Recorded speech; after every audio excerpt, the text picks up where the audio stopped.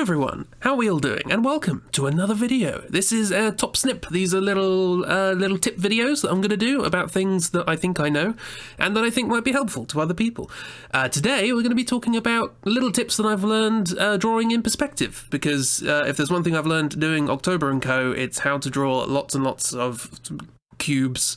In this video I'm just going to be talking about essentially comparing measurements, how you compare measurements in perspective, how rectangles are your best friend in that respect, the relationship between perspective and affine geometry, and how to make just the most horribly planned office space imaginable, but well drawn in perspective. So yeah, we're gonna have a crack at that. Let's see how we do. Okay, so if you've ever been taught perspective in school, you've probably seen something like this. This is a very basic 1-point perspective scene made in exceptional quality, if I must say so.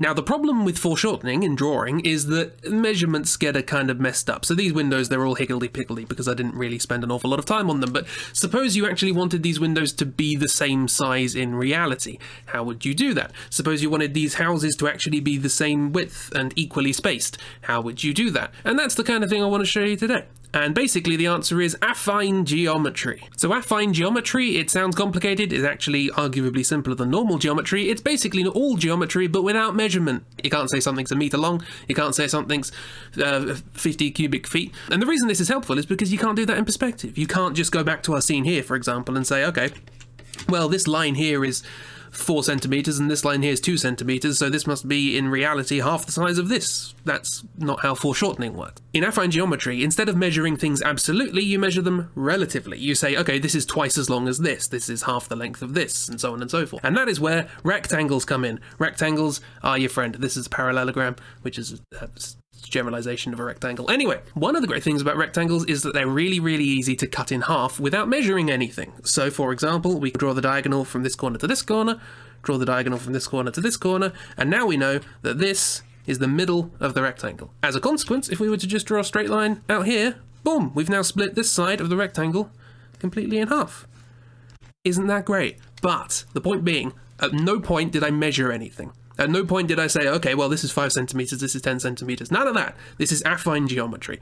As a consequence, we can do it in perspective. Say, for example, that this is one of my house fronts and I want to put the door in the middle of the house front. Well, we take this rectangle. It doesn't look like a rectangle in perspective, but it is a rectangle in the real world. If we were to look at it face on, that's what it would be. And we just draw our diagonals between the corners of the rectangle, and wouldn't you know it, we found the middle of the rectangle. That's where the door's going to go. It's going to go around here somewhere. Isn't that lovely? Okay, now we want windows. How are we going to do that? Well, we've already found the middle of this rectangle. It starts there. And we want these 2 windows either side of the doors. So what we could do is we could just take this line here. Let's say that's the bottom of the window, and let's say that's the top of the window. And we want these to be at the midpoint of each of the halves of the houses. Well, we can find those by just drawing lines like that for this rectangle up here and for this rectangle up here, which we know are 2 halves of the front of the house. So that means that where these lines meet, that is the midpoint of these, and that must be the midpoint of the windows. And from that point on, you can work out how wide you want the windows to be in perspective. That's entirely up to you. But we're not limited to just splitting rectangles in half. In fact, using exactly the same techniques, we can double them. The number's 2. It's really nice with rectangles. So what we can do is, once we've already cut this in half, we know this is the midpoint of this line over here. What we could do is we can draw a line from one of the corners through the midpoint of this line and all the way out the other end, and then exactly the same going this way. And if we just match it up with the top of this line here and the top of this line here, well, this is now the midpoint of a rectangle, which is twice the length of the original. Okay, we've drawn one front of a very, very basic house in our scene. How about we draw some more? We want them to be the same width all the way down the road, so that means that we're going to need another rectangle of the same length just next to this one. So we find the midpoint of our rectangle here. In perspective, we draw our line like that, and that gives us the midpoint of this line going up and down here. So what we're going to do is we're going to take a line from the top corner through this point all the way down to there, and that is where the next house will be. And then we can do exactly the same thing for the next one, and then for the next one, and so on and so forth. So up to the limitation of my ability to draw pixel perfect lines, this is how you would generally meter out this sort of scene. And as you can see, when I tried to do it by eye, I was way off. So that's how these sorts of tools can be really helpful. You could do the same if you want a row of lampposts going along here. You can make a row of lampposts. You could do the same for a picket fence if you want that to be nicely evenly spaced. You can do it for all sorts of things. So this sort of evenly spacing things in rectangles in perspective is really useful. Let's suppose that you have this floor plan for a really, really badly organised office, and you wanted to try and draw it in perspective as if you were standing around about here. Not a lot of these walls line up. As a consequence, they're not really going to give lines that sort of can be continued, like the windows or the doors on the previous houses. So how exactly are you going to go about sorting all that out? The answer is lots of lines and rectangles.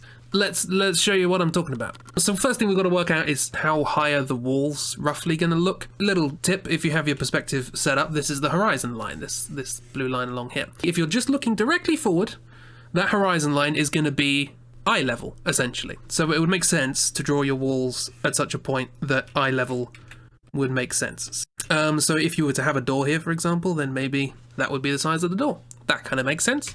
So we've done one wall. Do we have to do that for every single wall? No. Once you've specified one height, if all of the walls are the same height, everything else is fixed. So you just continue your walls emanating out in perspective like that. You can do it for the connected walls. That makes absolute sense. And then carry on like that. So what happens when you get to a wall that isn't connected to a wall you already have? Well, you just imagine that it is connected. Imagine there's a connected part here, and that the wall just carries on until it hits this bit. So imagine that's the wall. Well, this is going to be the height of the wall where it contacts this wall. So that's going to be the height of this wall here. That makes sense in perspective. Similarly, we can do it over here. We grab another one and just carry it on there until it hits here, and then it'll carry on up there. And that's going to be the height of this wall here, going that away. And you can just keep doing this for all of the walls that you have, using the heights of the walls you already know. So this is how we have the walls set up after we've done all that. And you can do exactly the same sort of leveling tricks for other things like decals and such. So say you wanted a little bit of trim up on the ceiling, well, that trim would extend down here, which would connect like that, and that's going to be the height of the trim at that point. Extend these along here. Again, make rectangles. Rectangles are great. They're wonderful. Now, doors. Doors are a little trickier because doors are two-dimensional things. They're not just lines. So how are we going to make those work out nicely? Well, let's say let's just draw a door. And that's the door that we're going to be making all of our other doors from. Now that we have a door, how do we get a door on this wall here? Exactly the same sort of trick. We just bring lines out, make rectangles. It's all lovely. And then we know where that door is. But that's all very well if you have doors that are exactly opposite each other. How are you going to do it in other spaces and dimensions and stuff? Well, if all we want to know is the height of the door, that's absolutely fine. We just trace our way around. So say, for example, there was a door over here and we wanted to know how high it's going to be. Well, we could just do our same old trick, and we can just bring this along like that. Let's say we want the corner of our door to be around here. So we're going to hook it up and make a new rectangle there, and that's going to be the height of the door. The width of the door is a bit of a pain. We've got a door here, and we've already drawn it in perspective, and it's great. We're looking top down here, so this is this wall, and this is this wall. And we want to put a door here, and we want it to look like it's the same width. And the way I would do it is that I would make a rectangle, obviously. Rectangles are our friends.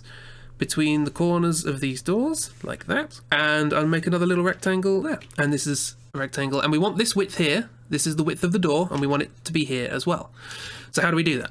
Well, what tool do we have? Well, we know how to split a rectangle in half. Let's do that. That seems pretty good. So let's do this. Cut this in half. Grab it like that. Grab it like that. And now we've cut the big rectangle that we have here in half. How does that help? Well, we can copy this gap over here. We know how to double rectangles. You can just extend this twice. And funnily enough, we're already done. Because this is the point we want. Why is it the point we want? Because this rectangle here is a double of this rectangle here, which is the gap. And because this whole thing was cut in half, that means that this rectangle here is the same as this rectangle here. Isn't that lovely? And that's exactly what we want. We wanted the width. This is all very well flat, if you want to try and do it in perspective, it's a bit of a pain. And that is how you draw the world's worstly designed, the world's worstly said sentence. It's all rectangles and lines. It's just think rectangles, lines, diagonals. Think about things from a slightly different perspective and don't measure anything. Measuring is terrible for perspective. So yeah, affine geometry comes to the rescue. It's very nice. Hopefully any of this made sense. I've just been rambling for 2 hours and hopefully I can edit it into something that is actually helpful. Yeah, if you enjoyed this, well done. And hopefully I can do more like this in future. I do plan on doing a video about just straight up perspective, what it means, how you do it. I have more tips to do, and they'll be less mathematical than this, I promise. But I just wanted to share this because I use it a lot. I used it so much when drawing offices in October. So, hope you enjoyed it, or at the very least found it useful, and I'll see you around. Thank you very much for watching. Goodbye.